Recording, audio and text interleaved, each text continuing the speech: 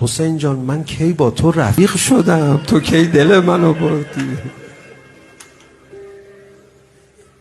یا ابا عبدالله لحظه روضه تو زندگی عادی نیست.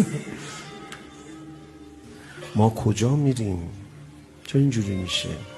چرا هر کی برای هر مصیبتی گریه میکنه همه میان تسلاش میدن، ولی هر کی برای تو حسین گریه میکنه میگن خوش به حالت. بهشت منه حسین. همین الان که دارید گریه میکنید دارید بهشت رو تجربه میکنید. نگید ما معجزه ندیدیم، ما زمان پیغمبر نبودیم و الا ایمانمون محکم میشد. اصلا این عادی نیست. برای هیچ کس نمیتونه اینجوری گریه کنیم.